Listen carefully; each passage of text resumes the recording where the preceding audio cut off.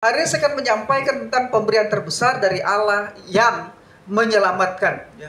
Pemberian terbesar dari Allah untuk kita, pemberian terbesar itu adalah pemberian yang menyelamatkan. Bapak Ibu, di satu pagi musim dingin seorang anak kecil berlari ke pohon Natal. Ya, seperti depan ini, di sana ada pohon Natal. Ya. Dan dia menemukan ada hadiah-hadiah. Ya, biasanya di pohon Natal tuh dikasih hadiah-hadiah, kado-kado Natal. Ya, jadi anak ini menemukan di pohon Natal itu ada hadiah-hadiah kado Natal dibungkus dengan rapi. Dengan wajah penuh sukacita, anak itu membuka hadiah itu. Ya, tentu saja hadiah Natal selalu memberikan rasa kegembiraan bagi kita. Bapak Ibu yang sudah hadir di beberapa Natal dari tanggal 1 Desember sampai hari ini, tentu Bapak Ibu ada yang sudah dapat door prize ya di momen-momen Natal itu. Walaupun nilainya mungkin tidak seberapa, tapi ada satu sukacita, ada satu kegembiraan ketika kita mendapatkan hadiah Natal. Apalagi anak-anak kecil, ya, yang namanya dapat hadiah, mereka sangat bersuka. Demikian juga dengan anak ini. Namun, ayah dari anak ini berbisik ke telinga anak itu. Anakku, katanya, hadiah terbesar dalam hidup kita tidak bisa dibungkus dalam kotak-kotak atau kado-kado seperti ini. Hadiah terbesar itu adalah Yesus Kristus sendiri. Ya, Bapak Ibu, Natal adalah pengingat. Perhatikan, Natal adalah pengingat akan hadiah terbesar yang Allah berikan kepada kita. Keselamatan melalui kedatangan Yesus Kristus Sang Juru Selamat. Maka tema khotbah hari ini adalah pemberian terbesar, the greatest gift from God to us. Untuk kita, Bapak Ibu. Ya, pemberian terbesar dari Allah untuk kita. Jadi kembali kepada pertanyaan apa itu Natal, sudah sering kita dengar dan sudah tahu kita jawabannya untuk diri kita. Namun sayangnya Bapak Ibu, ya, masih ada saja yang belum mengerti dengan baik makna dari Natal itu. Natal lebih dari sekedar menghias pohon Natal. Dan itu memang baik ketika kita menghias pohon Natal di rumah kita menjadi satu kegembiraan kita. Natal bukan sekedar kado Natal. Natal bukan sekedar ibadah, perayaan. Ya, Natal lebih daripada sekedar itu. Natal adalah momen pengingat akan hadiah terbesar yang Allah telah berikan bagi kita. Jadi setiap kali kita menghias pohon Natal, setiap kali kita membungkus kado, setiap kali kita memasak, membuat satu acara yang terkait dengan ibadah dan perayaan Natal, selalu kita harus memahami bahwa semua yang kita lakukan itu, baik di rumah kita maupun di dalam gereja dan ibadah-ibadah Natal, adalah pengingat. Natal adalah pengingat bahwa ada hadiah, ada kado terbesar yang pernah Allah berikan lebih daripada apapun kepada manusia di dunia ini, yaitu pemberian Juru Selamat Yesus Kristus. Maka bisa dikatakan bahwa Jesus Christ is God's greatest gift to us. Jadi Yesus Kristus adalah pemberian terbesar dari Allah atau milik Allah. Dari Allah, milik Allah, yang bisa Dia berikan untuk manusia. Jadi Natal merupakan penggenapan janji Allah tentang kedatangan Mesias untuk menyelamatkan manusia berdosa dan memulihkan seluruh ciptaan. Jadi Natal bukan sekedar selesai pada waktu Yesus lahir, hidup, mati, bangkit, naik ke surga, lalu selesai. Tidak. Natal masih menjadi titik awal ya dari proses pemulihan seluruh ciptaan. Jadi bukan hanya manusia yang dipulihkan dalam hubungan dengan Allah, tapi kelak seluruh ciptaan akan mengalami pemulihan sampai kepada langit baru, bumi yang baru, di mana kita akan berada bersama Dia untuk selama-lamanya. Jadi Bapak Ibu, ketika manusia jatuh dalam dosa, Allah menyediakan jalan untuk menyelamatkan manusia. Perjanjian Protogalium yang pertama tentang keselamatan diberitakan. bahwa dari benih perempuan ini di Kejadian pasal 3 ayat 15 akan lahir seorang juru selamat. Ya, itu adalah janji pertama yang dikenal dengan protevangelium. Injil pertama diberitakan di situ.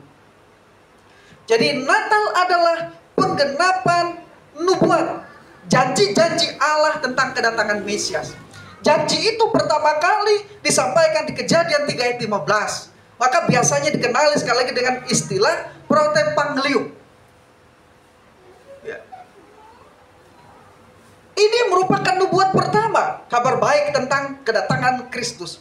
Kemudian janji itu dilanjutkan kepada Nuh, dilanjutkan kepada Abraham, dilanjutkan kepada Musa, dilanjutkan kepada Daud. Dan melalui keturunan Daud inilah juru selamat akan dilahirkan. Di mana? Di Bethlehem, di Efrata, di kota Daud. Jadi perjanjian ini telah digenapi oleh Kristus.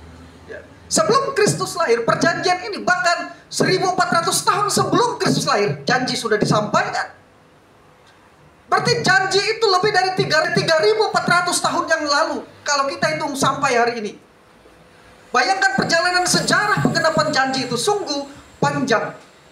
Ya, tapi Allah tidak pernah lalai menepati janjinya. Sedikit pun dari janjinya tidak ada yang Dia gagal untuk menggenapinya. Bapak Ibu, dengan demikian ketika Kristus lahir, Kristus adalah pemberian terbesar yang Allah dapat berikan kepada manusia. Allah telah memberikan segalanya kepada manusia. Sebagai mahkota dari ciptaan, manusia menikmati semua karya dan ciptaan Allah. Namun Bapak Ibu, satu-satunya yang paling dikasih Allah dalam relasi tritarian adalah anaknya, putranya yang tunggal, yaitu Yesus Kristus. Pribadi kedua dari Trinitas. Tidak ada yang lebih besar yang dapat Allah berikan kepada dunia selain anaknya sendiri. Saya melihat orang yang memiliki anak satu, Bapak Ibu, dan ketika anak itu sakit, dia akan berusaha untuk mengobati anak itu sedemikian rupa. Kalau dia tidak punya uang, dia akan pinjam uang supaya anaknya bisa berobat, bisa diobati sedemikian rupa. Kalau dia punya ladang-ladang dijual, dia punya mobil-mobil dijual, dia punya rumah-rumah dijual, dia punya harta dijual. Yang penting anak satu-satunya bisa dalam keadaan sehat. Ya, seluruh dunia Allah ciptakan. Ya, manusia menikmati ciptaan Allah. Tetapi anak yang dikasih Allah satu-satunya dikatakan dalam Alkitab, sehingga pada waktu peristiwa pembaptisan itu Allah berbicara, inilah anakku yang kukasihi. Anak yang dikasihi ini dikorbankan, diberikan kepada manusia menurut Yohanes pasal 3 ayat 16, karena kasih Allah juga kepada dunia ini. Jadi Allah mengasihi umat manusia yang berdosa ini supaya bisa kembali memiliki hubungan yang dipulihkan dengan Dia. Dia memberikan anak yang dikasihinya untuk menjadi korban. Jadi bukan sekedar pemberian, tetapi juga korban. Yohanes pasal 3 ayat 16, karena begitu besar kasih Allah akan dunia ini, sehingga telah mengaruniakan anaknya yang tunggal, supaya setiap orang yang percaya kepadanya tidak binasa. Saya bisa baca di Yohanes pasal 3 ayat 16. Ya, salah satu terjemahan menerjemahkan for God so loved the world. Ya, karena Allah begitu mengasihi dunia. Begitu besar kasih Allah karena Allah begitu mengasihi dunia. Jadi begitu kasihnya Allah kepada dunia, sampai satu-satunya anak yang dikasihi itu diberikan dan sekaligus dikorbankan. Kenapa Bapak Ibu? Karena kata Yunani yang diterjemahkan dengan mengaruniakan di Yohanes pasal 3:16, saudara bisa baca di sana, adalah kata edoken. Edoken atau the gate, ya. Bentuk kata kerjatif dari kata didomi menunjuk kepada tindakan Allah yang nyata memberikan Yesus Kristus. Kata ini berarti memberikan, menyerahkan, dan mengorbankan. Jadi ketika dikatakan karena begitu besar kasih Allah akan dunia ini, sehingga mengaruniakan, maka kata mengaruniakan di situ adalah memberikan, menyerahkan, dan mengorbankan. Ya. Memberikan, lalu menyerahkan, dan mengorbankan. Karena itu tidak salah kalau kita mengatakan Jesus Christ is God's greatest gift to us. Dia adalah hadiah terbesar. Yesus Kristus adalah hadiah terbesar dari Allah yang Allah miliki untuk kita. Jadi, apa itu Natal? Saya ringkas dengan satu kalimat. Pendek, Natal adalah ekspresi terbesar dari kasih Allah kepada manusia. Natal adalah ekspresi terbesar dari kasih Allah kepada dunia. Maka Yohanes pasal 3:16, karena begitu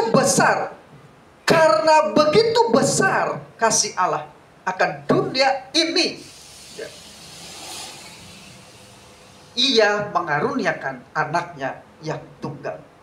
Jadi Natal adalah ekspresi terbesar dari kasih Allah. Jadi yang Allah miliki, yang paling dikasihi, itu saja dikorbankan. Berarti begitu berharganya saya, begitu berharganya saudara, begitu berharganya Bapak Ibu depan Allah. Sebab itu tidak salah, tepat firman Tuhan mengatakan, karena engkau berharga di mataku. Jadi sekarang kita menilai diri kita bukan dari sudut pandang orang lain, bahkan bukan dari sudut pandang kita. Tapi kita menilai diri kita yang sudah diselamatkan ini dari sudut pandang Allah. Allah memberikan pemberian yang paling besar yang Dia miliki. Bukan dunia, bukan semesta. Yang paling besar Allah miliki adalah Yesus Kristus, dan itu diberikannya sebagai kurban tebusan. Menjadi juru selamat dan Tuhan untuk keselamatan kita. Dan itulah harga yang dibayar untuk keselamatan kita. Pengorbanan Allah dengan memberikan anaknya yang tunggal. Berarti kalau orang membandingkan harga kita, keselamatan kita hari ini, tidak dapat dibandingkan bahkan dengan alam semesta sekalipun. Tapi bandingannya adalah anaknya sendiri yang dikorbankan untuk kita. Betapa berharganya saya dan saudara di hadapan Tuhan. Sampai Dia tidak menyayangkan anaknya menjadi kurban tebusan bagi keselamatan kita. Maka selalulah katakan kepada saudara, dalam hati saudara, saya berharga di depan Tuhan karena Yesus Kristus sudah berkorban dan mati untuk saya. Jadi Yesus berkorban, mati untuk kita, menjadikan kita berharga. Petrus mengatakan kamu ditebus bukan dengan barang yang fana, bukan dengan emas ataupun perak. Semua itu adalah barang-barang berharga, emas, perak. Tetapi kamu ditebus bukan dengan barang-barang yang fana itu. Tapi kamu telah ditebus dengan darah yang mahal. Darah Yesus Kristus sebagai kurban yang besar bagi keselamatan kita. Bapak Ibu, itulah harga yang diberikan oleh Allah dalam peristiwa yang kita kenali dengan Natal. Jadi Natal adalah pengingat. Apapun yang kita lakukan dalam hal-hal merayakan Natal, kita harus selalu memahami ini. Natal adalah pengingat bahwa Allah telah memberikan Yesus Kristus sebagai hadiah terbesar bagi keselamatan kita. Yang kedua, apakah Natal memiliki signifikansi atau relasi dengan Injil? Karena ada orang yang tidak merayakan Natal dengan alasan tidak ada hubungannya dengan Injil. Dengan alasan tidak ada kaitannya dengan karya-karya Kristus. Ini adalah keliru. Bapak Ibu, kita harus mengingat bahwa Natal itu selalu berkaitan dengan Injil. Ya, Natal di dalam Alkitab itu berkaitan dengan Injil. Tetapi dalam praktik kita memang seringkali merayakan Natal tanpa kaitan dengan Injil. Jadi itu dua hal yang berbeda. Ketika orang merayakan Natal lalu tidak mengaitkan dengan Injil, bukan berarti Natal tidak ada kaitan dengan Injil. Itu orang yang merayakan Natal tapi tidak paham makna Natal. Sehingga akhirnya ada orang menyimpulkan Karena ada praktek-praktek Natal, perayaan Natal diisi dengan pesta pora dan mabuk-mabukan. Karena ada itu mengatakan, oh, Natal itu tidak ada hubungan dengan Injil. Itu keliru. Jadi praktiknya yang keliru karena tidak memahami makna Natal. Maka kita harus mengembalikan makna Natal itu yang berkaitan dengan Injil, Bapak Ibu. Ya, adalah keliru kalau kita mengatakan Natal tidak ada kaitan dengan Injil. Kenapa saya katakan Natal berkaitan dengan Injil? Karena di dalam 2 Timotius pasal 2 ayat yang ke-8. Di dalam 2 Timotius pasal 2 ayat yang ke-8, di sana dengan jelas sekali Rasul Paulus mengatakan begini. Saudara bisa baca 2 Timotius pasal 2 ayat yang ke-8. Di sini tadi tidak ada ayat tadi slide. Padahal sudah saya buat itu, ya. Tapi rupanya tidak tercopy. 2 Timotius pasal 2 ayat 8. Ingatlah, remember, ingatlah Yesus Kristus yang telah bangkit dari antara orang mati. Yesus Kristus yang telah bangkit dari antara orang mati, yang telah dilahirkan. Perhatikan, Yesus telah bangkit dari antara orang mati. Jadi ada bangkit dari antara orang mati yang telah dilahirkan sebagai keturunan Daud. Itulah yang kuberitakan dalam Injilku. Paulus katakan di dalam Injilku. Ya, itu yang kuberitakan. I proclaim in my gospel. Jadi Injil yang Paulus beritakan itu berisi berita tentang Yesus telah bangkit dari kematian. Dia dilahirkan dari keturunan Daud. Itu Injilku. Berarti kalau kita balik urutannya, kelahiran, kehidupan, kematian, kebangkitan Kristus. Itu yang Paulus katakan, I proclaim my gospel. Itu yang kuberitakan di dalam Injilku. Itu yang kusampaikan, itu yang kusaksikan di dalam Injilku. Berarti kalau kita memahami Natal sebagai kelahiran Yesus, maka itu adalah bagian dari Injil. Ya, Natal adalah bagian dari Injil. Dan perayaan-perayaan Natal, kembali kepada definisi awal tadi, adalah pengingat bahwa Yesus Kristus adalah pemberian yang terbesar. Jadi setiap kali kita menghiasi pohon Natal, saya ingatkan lagi, setiap kali kita membungkus kado, setiap kali kita membuat konsumsi makanan untuk perayaan-perayaan Natal kita, membangun liturgi, merancang liturgi untuk ibadah-ibadah Natal kita, ini harus menjadi satu momen pengingat bagi kita. Natal adalah peristiwa terbesar, pemberian anugerah terbesar yang Allah pernah berikan kepada dunia, yaitu putranya Yesus Kristus sendiri. Saya senang di dalam perayaan Natal kita mendapatkan banyak hadiah-hadiah. Tapi seperti ilustrasi cerita anak kecil di depan tadi, Yesus tidak bisa dibungkus dengan kado-kado Natal kita. Dia adalah pemberian yang paling besar yang Allah telah berikan kepada kita. Saudara-saudaraku, karena itu Injil dapat didefinisikan kebenaran historis dan teologis tentang Yesus Kristus dan karyanya yang menyelamatkan. Tentang Yesus Kristus berarti tentang pribadinya. Dia adalah Allah yang berinkarnasi, mengambil natur manusia tanpa kehilangan natur ilahinya untuk tujuan penyelamatan. Karya-karyanya, kelahirannya untuk menggenapi hukum, untuk menggenapi nubuat-nubuat para nabi tentangnya. Kemudian dia harus hidup di Palestina. Itulah fakta historis yang tidak bisa dibantah. Namun makna teologisnya adalah bahwa melalui kehidupannya itu, dia menjalani kehidupan di bawah hukum Taurat dengan sempurna. Galatia pasal 4 ayat yang keempat. Yesus hidup di bawah hukum Taurat. Dan dia menjalankan hukum Taurat itu dengan sempurna, dikatakan. Dalam Alkitab, dalam salah satu terjemahan, itu kata hipomonen adalah under the law, berada di bawah hukum Taurat. Jadi dia tunduk menjalani kehidupan di bawah hukum Taurat. Hanya satu tujuannya apa? Mengklaim hidup kekal. Dan klaim hidup kekal ini bukan untuknya, tetapi untuk kita yang percaya kepadanya. Karena orang bisa hidup kekal di bawah hukum Taurat apabila dia melakukan hukum Taurat dengan sempurna.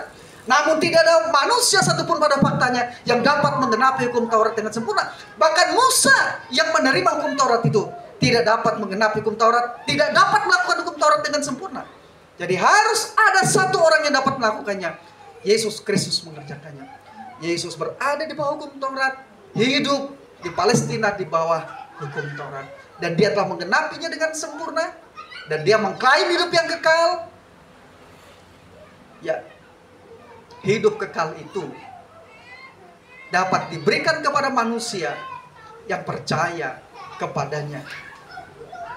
Bapak, Ibu, dan saudaraku dikasihi oleh Tuhan, kalau Yesus tidak mengenapi hukum Taurat hari ini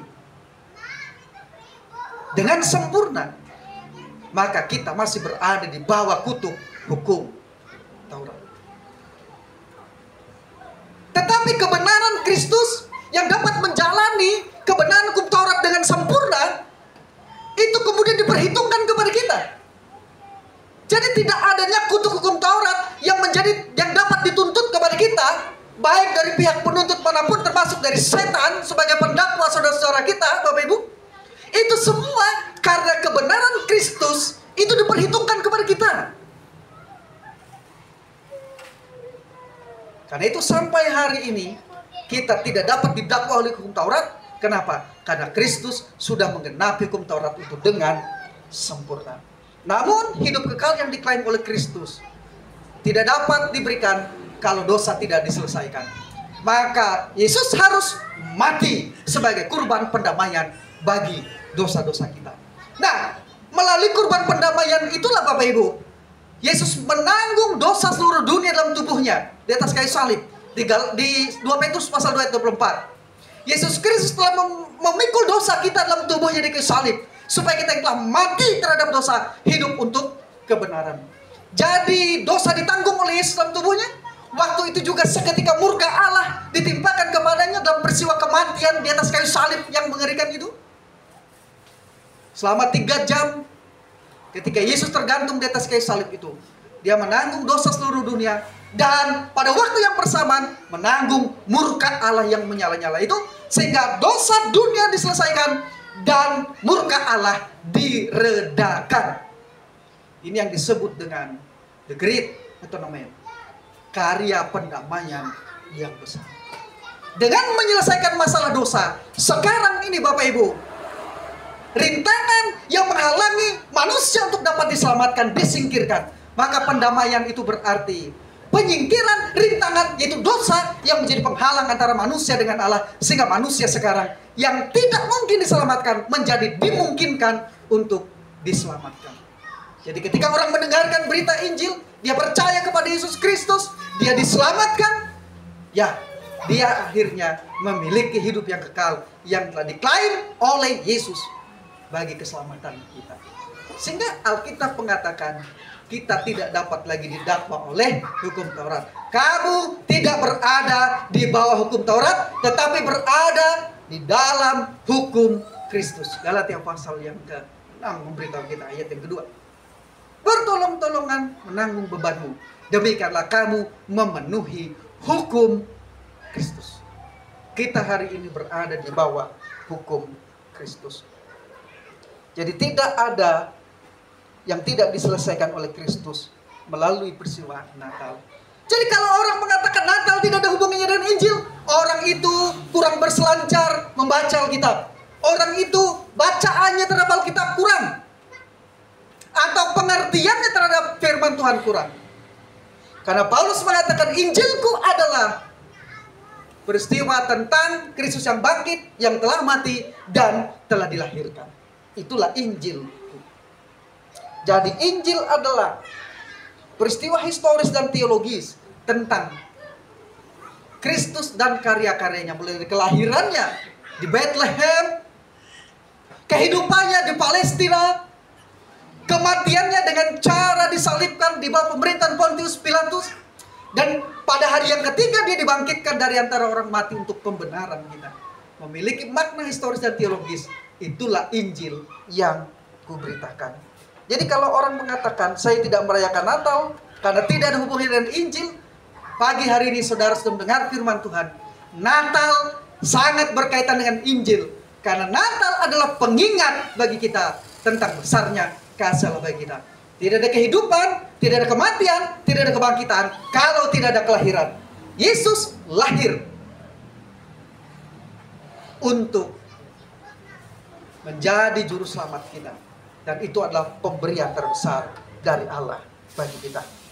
Pertanyaan yang ketiga. Tadi kita udah bertanya apa itu Natal dan kita udah tahu jawabannya. Natal adalah ekspresi dari kasih Allah yang terbesar bagi kita. Karena dia memberikan pemberian yang terbesar. Yang kedua, apakah Natal berkaitan dengan Injil? Ya, Natal berkaitan dengan Injil. Ya. Jadi kalau orang tidak merayakan Natal, tidak masalah Bapak Ibu. Ya. Tapi kalau orang merayakan Natal, ingat, itu adalah pengingat. Dan boleh. Jadi di momen Natal inilah kita justru mengajak orang untuk datang ke gereja. Berbagi kepada orang yang memerlukan untuk apa Bapak Ibu? Ya, untuk menjadi ekspresi kesempatan untuk mengekspresikan kasih Allah yang besar dalam hidup kita. Saya selalu mengingatkan kepada orang dan juga kepada jemaat, tolong kalau Bapak Ibu hendak merayakan Natal bersama dengan keluarga, bukan berarti merayakan pesta di rumah dan sebagainya, itu bukan tidak baik. Membuka rumah open house katanya sekarang. Ya. Tapi yang terbaik yang saudara bisa lakukan adalah suami, istri, dan anak-anak pergi membawa pemberian-pemberian kepada orang-orang miskin, orang-orang terlantar, dan orang-orang yang tidak mampu.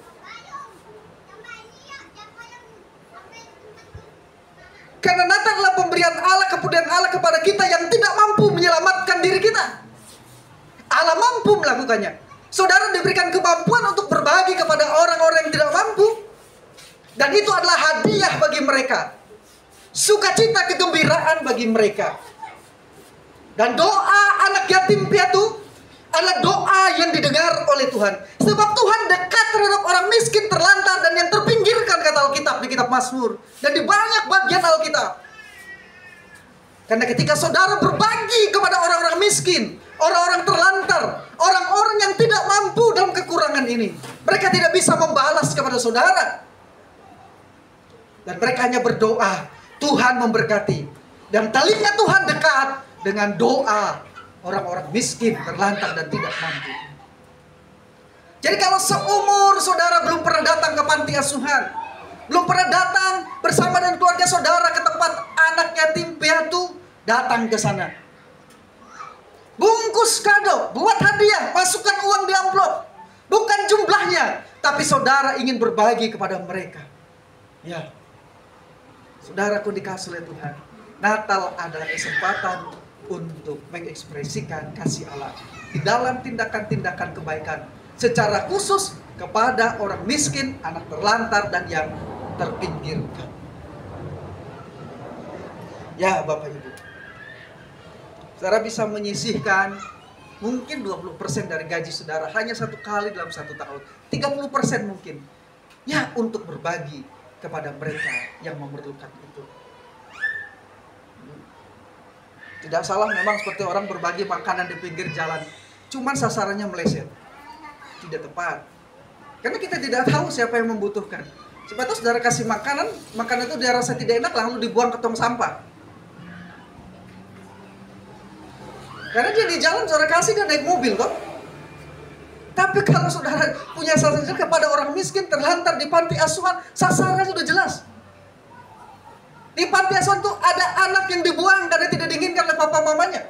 Di panti asuhan itu ada anak menjadi korban perceraian orang tua, korban kekerasan dalam rumah tangga. Mereka membutuhkan kasih kepedulian. Ya, kita dapat mengekspresikannya di sana. Dan yang ketiga, apakah makna marilah sekarang kita ke Bethlehem? Bapak Ibu yang dikasihi oleh Tuhan, saya senang mendengarkan khotbah di banyak gereja tentang hal ini. Namun seringkali yang menjadi salah pengertian dari berbagai khotbah disampaikan adalah pengertian Bethlehem hanya sekedar rumah roti. Hanya sebatas itu saudara. Lalu diaplikasikan sedemikian rupa yang seringkali meleset dari pemahaman itu. Hari ini Bapak Ibu kita akan mengembalikan makna kenapa para gembala diminta ke Bethlehem. Dan apa itu Bethlehem menurut Alkitab? Apakah hanya rumah roti saja? Sama sekali. Bukan hanya sekedar rumah roti. Betul memang secara leksikal, secara kamus, Bethlehem berarti rumah roti. Tapi pengertiannya bukan sekedar berhenti pada pengertian leksikal, pada definisi saja. saudara-saudara yang dikasihi oleh Tuhan, apa makna sehingga konferensi wali gereja dan persekutuan gereja di Indonesia memilih Lukas 2 ayat 15. Tahun sebelumnya Lukas 2 ayat 14. Kemudian dilanjutkan tahun ini Lukas 2 ayat 15 menjadi tema. Ya, marilah sekarang kita ke Bethlehem. Bethlehem berasal dari kata Ibrani, dua kata Ibrani, Beit dan Lehem. Beit berarti rumah atau kota, sehingga bisa dikatakan rumah roti atau kota roti, dan Lehem yang berarti roti. Jadi secara harafiah, secara leksikal, Bethlehem adalah rumah roti atau kota roti. Jadi apakah hanya sampai pengertian leksikal? Tentu saja tidak. Dia mempunyai makna teologis. Yang pertama, dalam catatan saya, Bethlehem, kota roti atau rumah roti itu adalah simbol kehidupan dan kesuburan. Karena roti adalah dalam perjanjian lama merupakan simbol kehidupan dan kekuatan. Ya, roti adalah simbol dari kehidupan karena itu adalah makanan. Kalau saudara membaca Alkitab, lebih dari 600 bagian di dalam Alkitab berbicara tentang makan. Allah menciptakan di taman itu apa yang bisa dimakan oleh manusia itu buah-buahan. Di Kejadian pasal 1, pasal 2, pasal 3 bahkan bicara tentang manusia sudah mulai eksis dengan makan. Semuanya boleh kamu makan.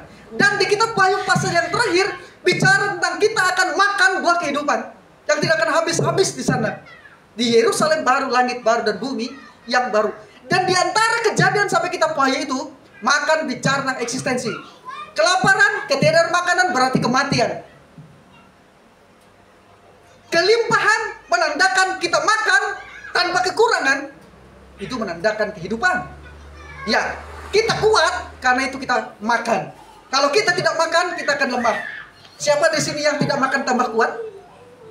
Ada yang tidak makan 1 hari, 2 hari, lalu tambah kuat?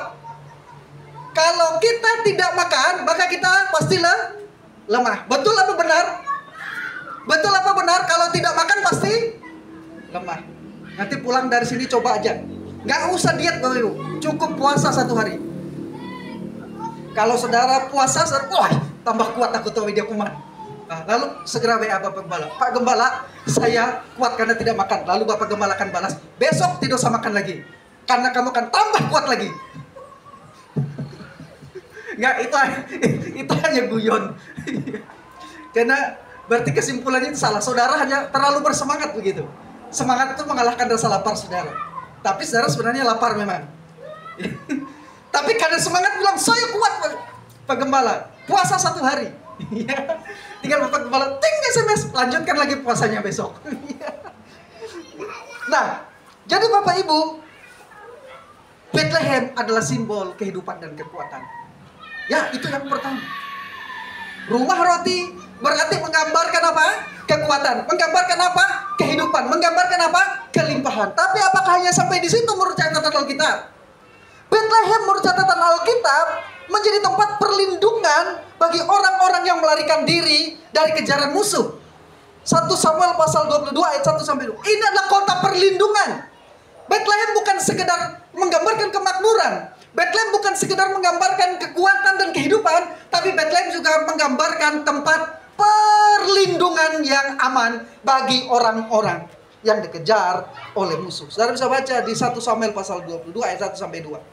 Dan yang ketiga, Bethlehem adalah kota imamat, menjadi tempat tinggal para imam-imam Yahudi. 1 Samuel pasal 22 ayat 19. Dan yang terakhir, kota Bethlehem adalah tempat kelahiran Yesus Kristus, juru selamat dunia. Itu catatan Alkitab, makna teologis dari Bethlehem, bukan sekedar masalah leksika. Jadi Bethlehem benar rumah roti, simbol dari kekuatan dan kehidupan dan kemakmuran. Tapi dia berarti ia juga menjadi simbol dari perlindungan dari orang-orang yang dikejar oleh musuh-musuh.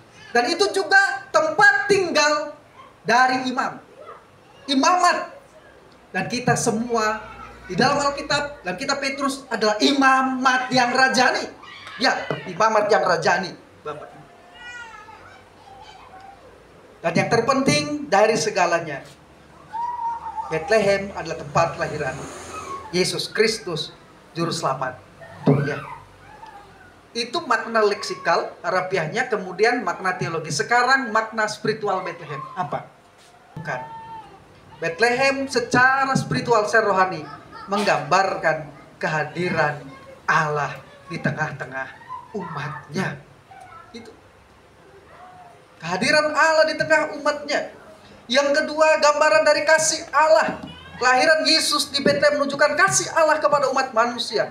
Dan yang ketiga, Bethlehem menggambarkan pengharapan. Ya, simbol dari pengharapan bagi keselamatan kita. Jadi, makna dari Bethlehem adalah kehadiran Allah di antara umatnya.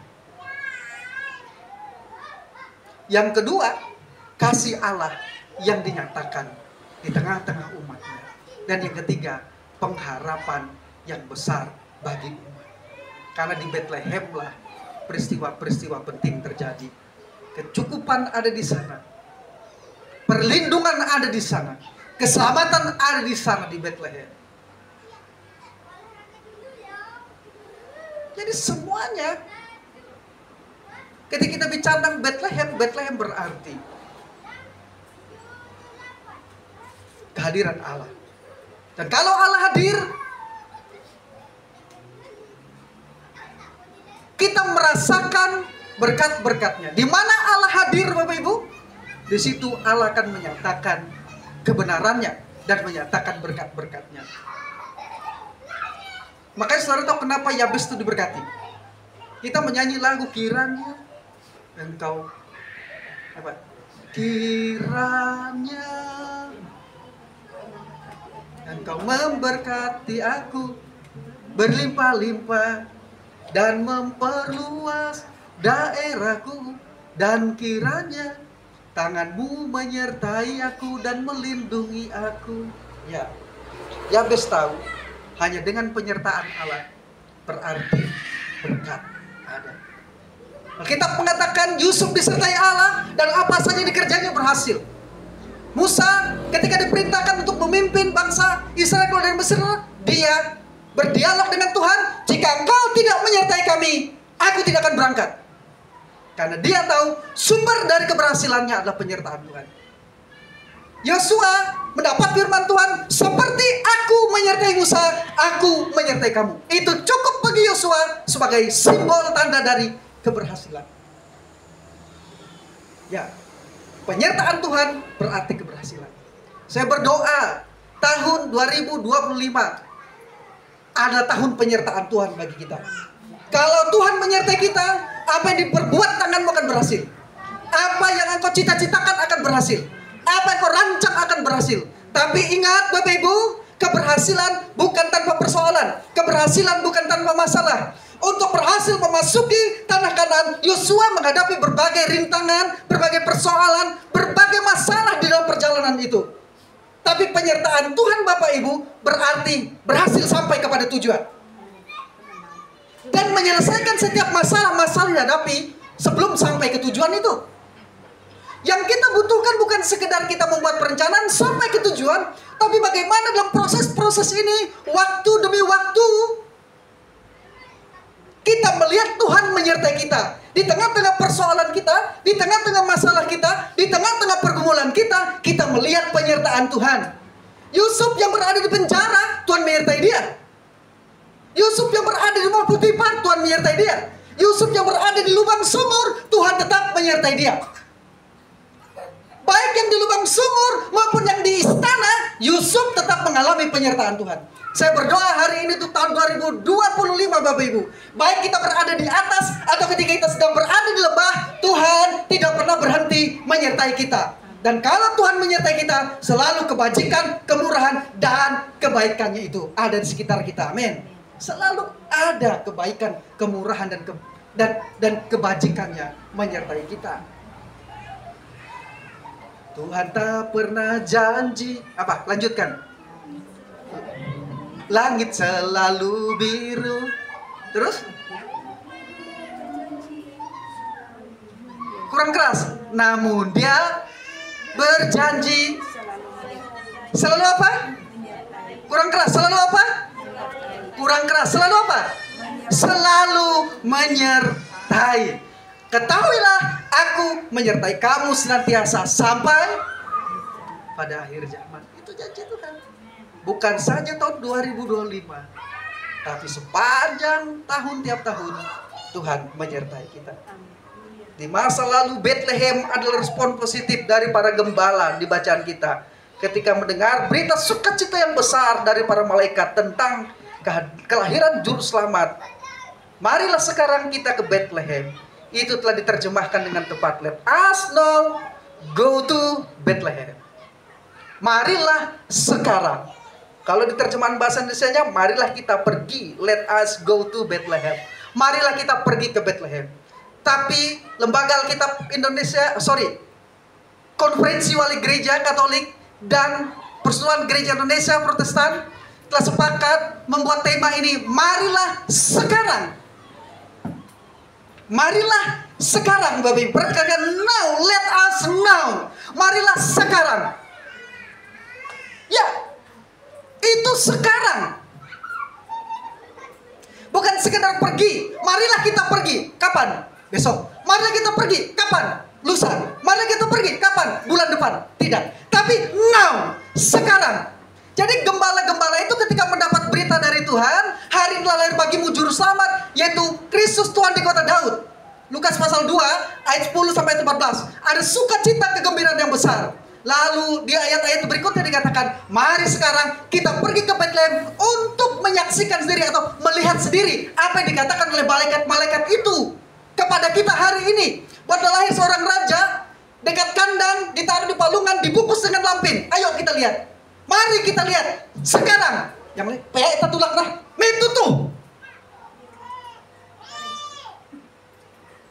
Ya. Itu sudah benar. Marilah sekarang. Terjemahannya udah pas itu. Karena gembala tidak menunda-nunda. Hello, kau menyau piring kau hello. Ya. Baik ke gereja kan? Minggu raya nih. Minggu itu dia usah. Jadi Bapak Ibu, itu adalah bentuk auris. Hatatori. Itu mempunyai dua makna. Ketika marilah kita sekarang pergi ke Bethlehem, itu dalam gramatika Yunani Koine itu adalah auris hortatori. Auris hortatori itu mempunyai dua dimensi. Satu, ajakan. Mari kita. Yang kedua, tindakan. Tindakannya itu sekarang. No. Jadi marilah kita, metutup. Marilah kita. Kapan? Sekarang. Ya. Jadi tidak ada waktu untuk mereka. Hello, aku pamit dulu dengan kepalingku lah. Bilang gembala yang satu. Karena itu utah. Tidak ada kesempatan itu. Jadi begitu mereka mendapat berita, mari kita berangkat. Kapan? Sekarang. Lalu mereka segera bergegas. Dan Alkitab katakan mereka menemui persis seperti dikatakan, seorang bayi dibungkus dengan lampin, terbaring dalam palungan dekat kandang. Dan tentu persalinannya dibantu oleh bidan-bidan Yahudi yang ada di situ. Jadi saudara jangan takut. Sekalipun Maria melahirkan bukan di rumahnya, bukan di kotanya, orang-orang Yahudi itu punya tradisi yang baik. Terutama tentang higienis, medik, tentang kelahiran. Dalam catatan sejarah, tentu saja Maria itu dibantu oleh bidan-bidan tentang peristiwa kelahiran itu. Sehingga dia bisa melahirkan dengan cara yang normal, dengan cara yang wajar. Tidak ada tempat bukan berarti tidak ada bidan. Ya, karena tidak ada bidan yang membantu mereka untuk bersalin, tidak. Tidak ada tempat bukan berarti tidak ada bidan. Bukan berarti tidak ada orang yang menangani persalinan. Ya. Jadi Bapak Ibu yang dikasih oleh Tuhan, teksnya tidak mengizinkan kita untuk menafsirkan tidak ada bidan yang membantu persalinan. Ya. Tetapi teksnya mengatakan tidak ada tempat bagi mereka di rumah penginapan. Itu persoalannya. Sehingga harus menggenapi kelahirannya itu di tempat yang terhina seperti itu. Jadi di masa lalu Bethlehem adalah simbol dari respon dan tindakan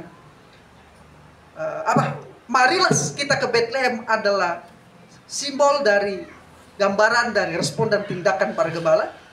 Di masa kini Bapak Ibu, ya, panggilan untuk pergi ke Bethlehem bukanlah ziarah wisata rohani ke Israel, tetapi sebuah panggilan untuk segera memberi respon dan tindakan atas pemberian terbesar itu.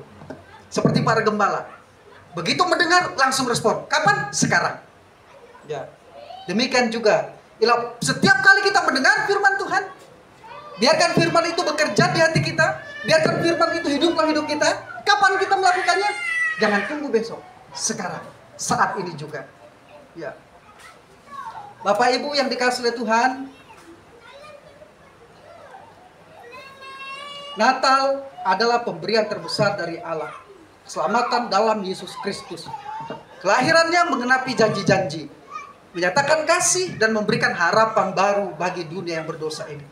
Hari ini panggilan datang kepada kita. Mari sekarang kita ke Bethlehem dengan hati yang terbuka untuk menerima panggilan keselamatan. Bagi kita yang sudah diselamatkan, ini adalah satu sukacita yang besar. Dan panggilan ini juga kita beritakan kepada orang-orang lain, kepada keluarga kita, kepada papa mama kita yang belum diselamatkan, kepada kakak adik kita yang belum diselamatkan, kepada teman, tetangga, sahabat kita yang belum diselamatkan. Ajak mereka datang ke gereja, ajak mereka dalam perayaan Natal Bapak Ibu. Momen di bulan Desember ini adalah kesempatan yang baik untuk mengajak sahabat, keluarga, teman, tetangga, kerabat kita untuk datang. Siapa tahu di momen-momen perayaan Natal itulah mereka mendengarkan berita hari ini telah lahir bagimu juru selamat, yaitu Yesus Kristus Tuhan di kota Daud. Dan ketika mereka mendengar, tiba-tiba mereka memberikan respon itu seketika. Mereka diselamatkan apa tidak? Mereka diselamatkan. Sama seperti dulu kita orang berdosa yang jauh dari Allah, hari ini kita ada, dipanggil oleh Allah. Kita tidak pernah terpikir siapa yang mengajak kita pertama kali datang dan mengenal Kristus. Istri kita, suami kita kah? Teman kita kah? Sahabat kita kah? Ya, tentu ada orang-orang lain Bapak Ibu yang tadinya mengajak kita kah? Memberitahu kita kah? Begitulah cara Tuhan. Tuhan memakai orang-orang untuk membawa kita datang kepadanya dan mendengarkan berita keselamatan itu. Bethlehem merupakan panggilan, ya, hari ini panggilan bagi kita untuk memberikan respon terhadap keselamatan. Percayalah kepada Yesus Kristus dan berilah hidup kita sepenuhnya. Saya berdoa Natal tahun ini adalah Natal yang penuh dengan makna bagi kita. Bagi Bapak Ibu secara pribadi maupun dalam keluarga Bapak Ibu, dalam kumpulan-kumpulan organisasi dari Bapak Ibu. Jangan lupa pesan Natal bagi kita hari ini adalah pergi ke Bethlehem dan memberikan respon yang nyata dalam satu tindakan. Namun Bapak Ibu dikasihi Tuhan, yang terpenting adalah kita harus mengingat bahwa Natal adalah pengingat kasih Allah yang terbesar bagi kita dengan memberikan pemberian yang terbesar, yaitu Yesus Kristus menjadi Tuhan Juru Selamat yang menebus dan menyelamatkan kita manusia yang berdosa. Marilah kita ke Bethlehem adalah panggilan. Ya, panggilan untuk percaya kepada Yesus Kristus, panggilan untuk hidup bagi Yesus Kristus di dalam anugerah keselamatan yang telah berikan kepada kita. Dan panggilan untuk tidak menunda-nunda memberitakan tentang Yesus Kristus kepada orang lain, supaya mereka juga datang menerima Yesus sebagai Juru Selamat. Jangan tunda lagi, segera datang kepadanya, segera beritakan berita sukacita ini kepada orang lain. Selamat Natal, Tuhan Yesus memberkati kita.